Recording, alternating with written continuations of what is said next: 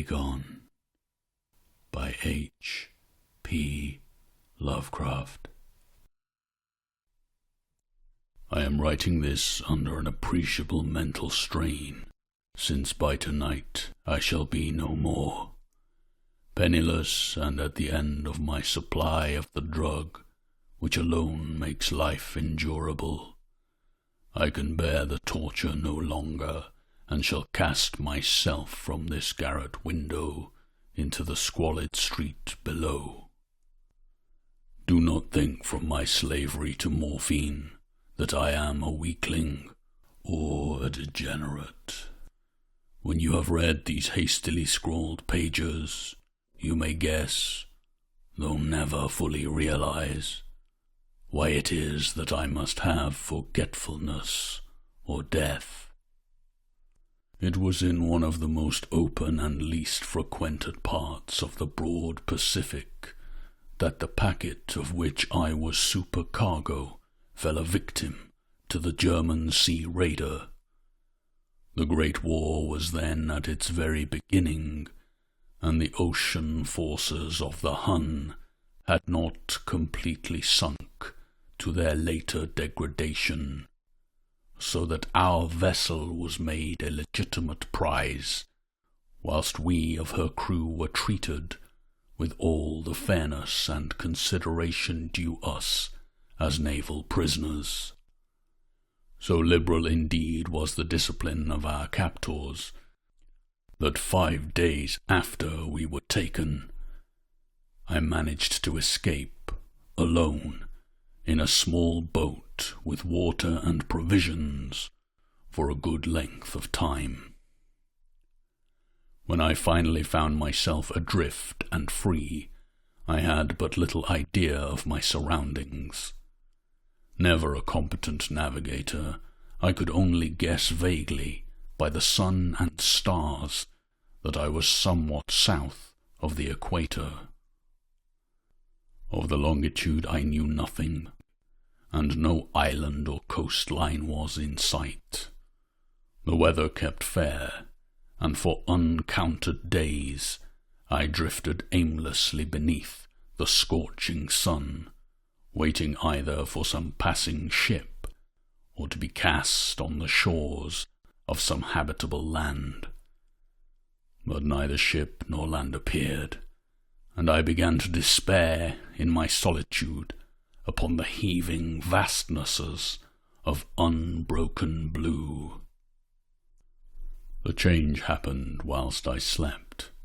Its details I shall never know, for my slumber, though troubled and dream-infested, was continuous.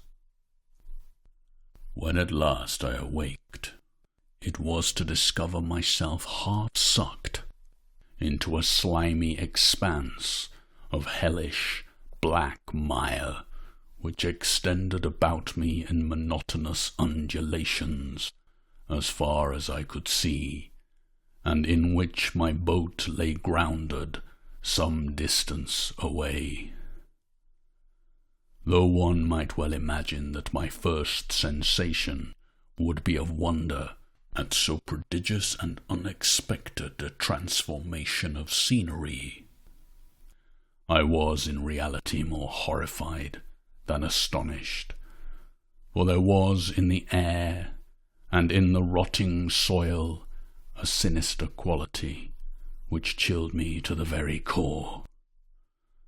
The region was putrid, with the carcasses of decaying fish and of other, less describable things, which I saw protruding from the nasty mud of the unending plain.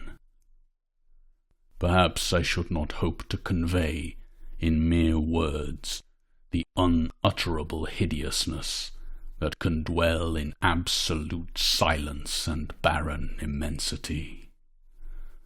There was nothing within hearing, and nothing in sight, save a vast reach of black slime. Yet the very completeness of the stillness and the homogeneity of the landscape oppressed me with a nauseating fear.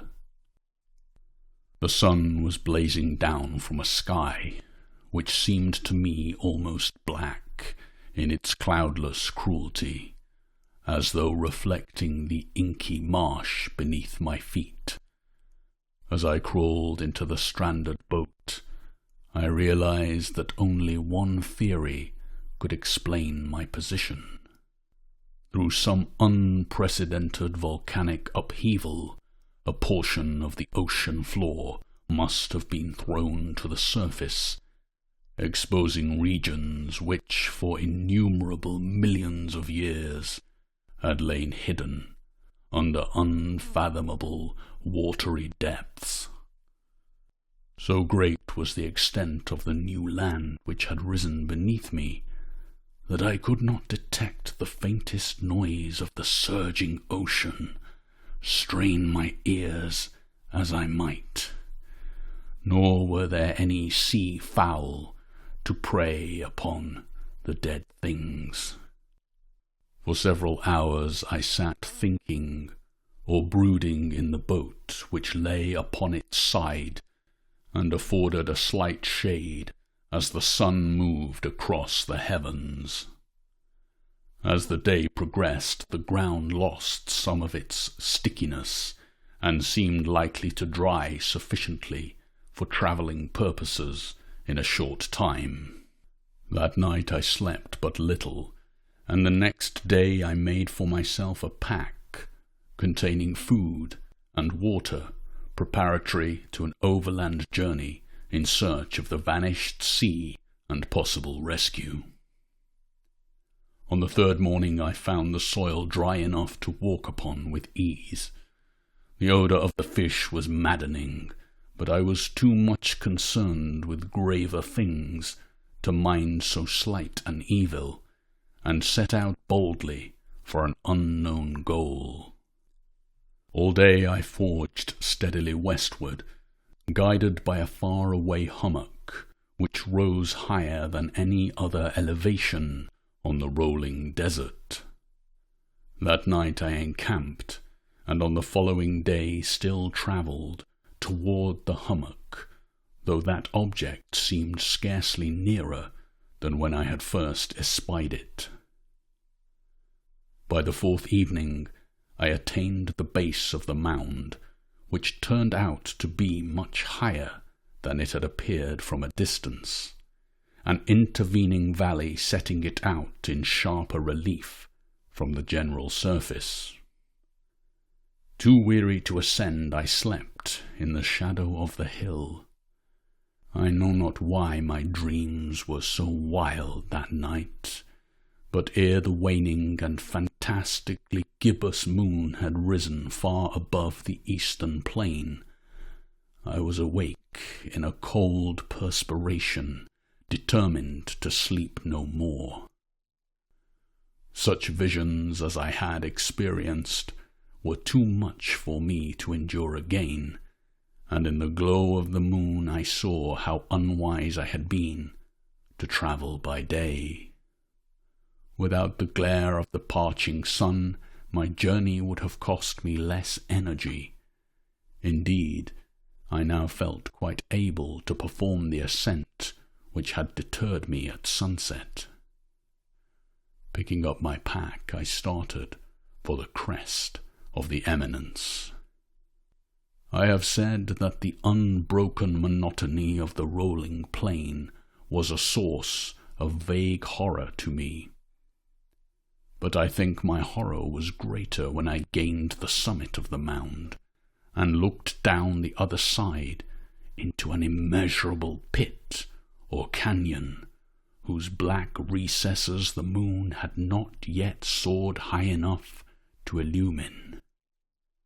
I felt myself on the edge of the world, peering over the rim into a fathomless chaos of eternal night.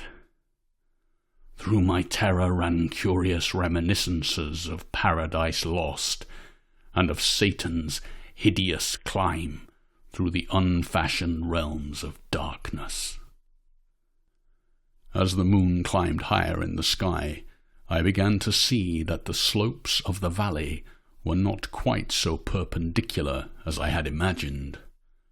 Ledges and outcroppings of rock afforded fairly easy footholds for a descent, whilst after a drop of a few 100 feet the declivity became very gradual.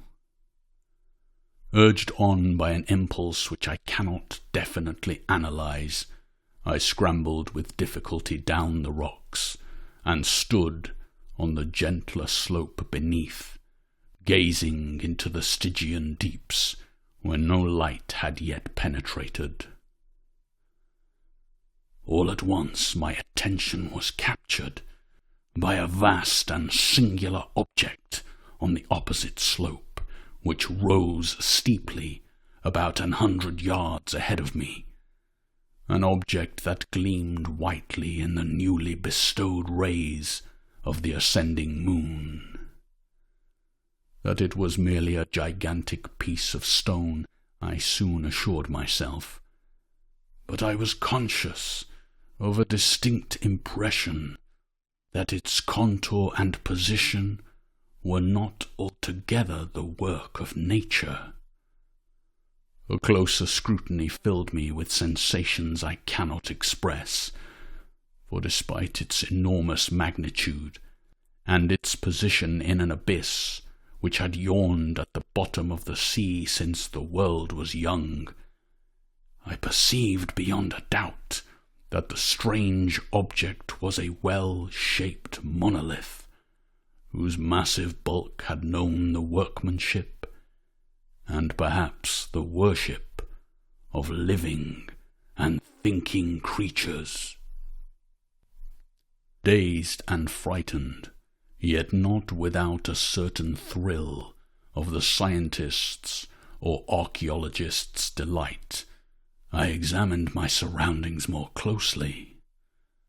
The moon, now near the zenith, shone weirdly and vividly above the towering steeps that hemmed in the chasm, and revealed the fact that a far-flung body of water flowed at the bottom, winding out of sight in both directions, and almost lapping my feet as I stood on the slope.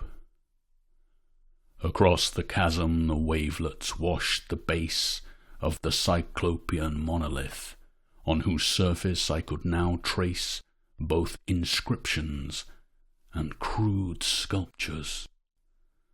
The writing was in a system of hieroglyphics unknown to me, and unlike anything I had ever seen in books, consisting for the most part of conventionalized aquatic symbols, such as fishes, eels, octopi, crustaceans, mollusks, whales, and the like.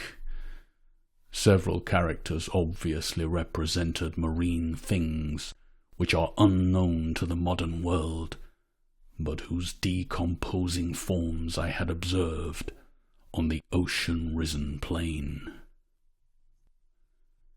It was the pictorial carving, however, that did most to hold me spellbound. Plainly visible across the intervening water on account of their enormous size were an array of bas-reliefs whose subjects would have excited the envy of a Dore.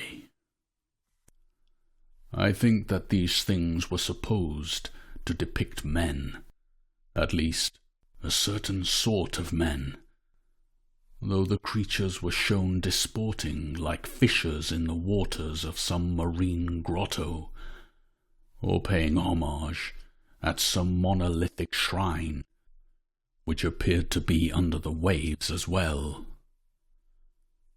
Of their faces and forms I dare not speak in detail, for the mere remembrance makes me grow faint, grotesque beyond the imagination of a Poe or a Bulwer. They were damnably human in general outline, despite webbed hands and feet, shockingly wide and flabby lips, glassy, bulging eyes, and other features less pleasant to recall. Curiously enough, they seemed to have been chiseled badly out of proportion with their scenic background, for one of the creatures was shown in the act of killing a whale, represented as but little larger than himself. I remarked, as I say, their grotesqueness and strange size, but in a moment decided that they were merely the imaginary gods of some primitive fishing or seafaring tribe, some tribe whose last descendant had perished eras before the first ancestor of the Piltdown or Neanderthal man was born. Awestruck at this unexpected glimpse into a past beyond the conception of the most daring anthropologist, I stood musing while the moon cast queer reflections on the silent channel before me. Then suddenly I saw it, with only a slight churning to mark its rise to the surface. The thing slid into view above the dark waters. Vast, Polyphemus-like and loathsome, it darted like a stupendous monster of nightmares to the monolith, about which it flung its gigantic scaly arms, the while it bowed its hideous head and gave vent to certain measured sounds. I think I went mad then. Of my frantic ascent of the slope and cliff, and of my delirious journey back to the stranded boat, I remember little.